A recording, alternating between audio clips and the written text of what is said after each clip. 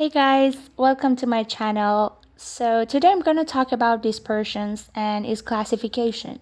If you like the video, please subscribe to our channel and turn on the notification bell so you won't miss any of our uploads. Let's dig into it. So, we classify the dispersions into three different ways. The first one is the number of phases. The second one is about the state. It means it's gaseous or liquid or the solid. Or the other way is about the size of the dispersed particles. I talk about each separately. The first way is the number of phases. So you can have two different things, heterogeneous or homogeneous. Another name for homogeneous is solution. One example is like when you add some salt into water and you just mix it. If you look at that mixture, in each part you have the same thing. Like it's liquid in all parts, and in all parts you have Na plus and Cl minus between H2O molecules. So you have a homogeneous. It's like it's the same everywhere. But in heterogeneous, it's like you have more than one phase. It's like you add some oil into water, and if you look at it, you see the oil on the top, and on the bottom you see H2O. They have different, they are liquid, yeah, but they have different molecules in each part, so it's called heterogeneous. It's like it's not the same in all parts. This one is so interesting actually, and I remember when I was at high school I had a very tough time to just memorize it. I just memorized it, but now I can understand more. So it's about the state. It's the second way to classify the dispersions. So here we have dispersed phases. It can be solid, liquid, and gas. And dispersion medium or dispersions. It can be solid, liquid, or gas. Dispersed phase is like that smaller amount of the thing that you add to the biggest one. The biggest one is dispersion medium. It's like a continuous medium that, like if you imagine, if you add oil, if you add some salt into water, the dispersed phase is the salt, and the dispersion medium is the water. So we can have 9 different things based on this table, as you can see. If you add some solid to solid, you can have alloys, and you can see here alloys, different alloys, and the dispersed phase and the dispersion medium both are solids at this phase. As you can see, they're solid. And if you add liquid into solid, you have gel. It's like in between these solid molecules, you have some liquid, and it's like gel.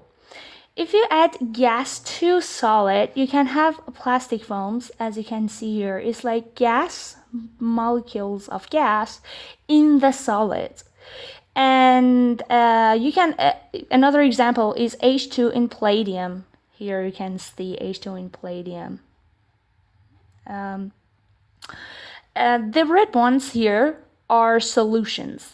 Like here, alloys, when they want to make alloys, they make the metals into the liquid form and they mix it. So and then they allow the mixture to get solid and get cold and get solid. So at this point, they are solid in solid, of course, but when they were in liquid, they really mixed very well. So they became solution based on the thing here. So they're homogeneous, basically. And H2 in palladium, as you can see here, they are really the same and continuous and the same mixture. They are solution. But plastic foam, you can see gas and solid separately. So these are heterogeneous.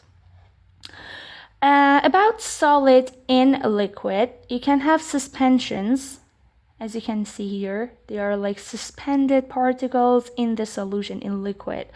Or you can have solution, like solid and liquid. You can add salt into water and they can make solution. About the liquid, in liquid, you can have emulsions like oil into the water. There are emulsions. Or solution, like ethanol in water, they become some homogeneous environment, homogeneous mixture. And gas in the liquid, you can have foam or solution. For gas in liquid, you can have oxygen in water and it becomes solution.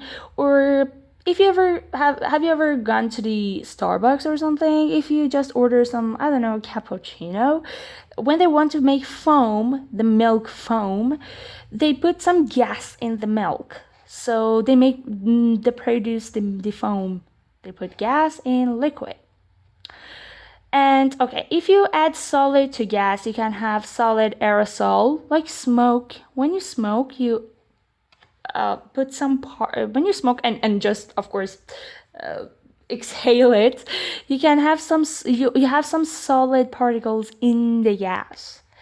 And for liquid in the gas, you have aerosol. This is solid aerosol because you have solid in gas, but this is just aerosol.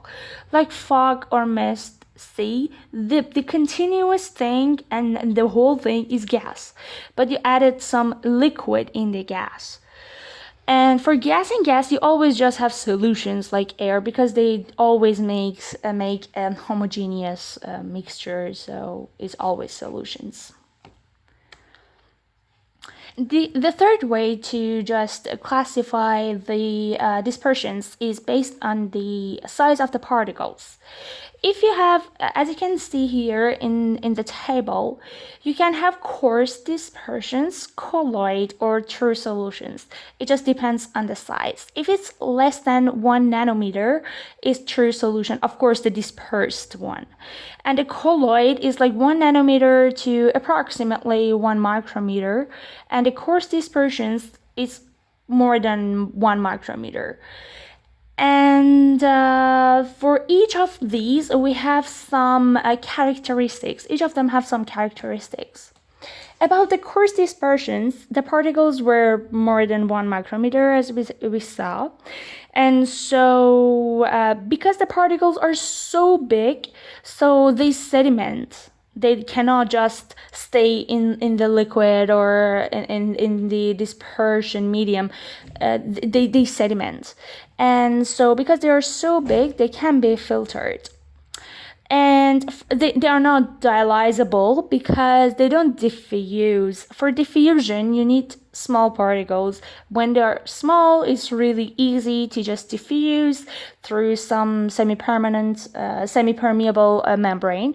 So for dialysis, we use that diffusion, so they are not dialyzable and they don't diffuse, so they're really unstable because they sediment, it's not stable.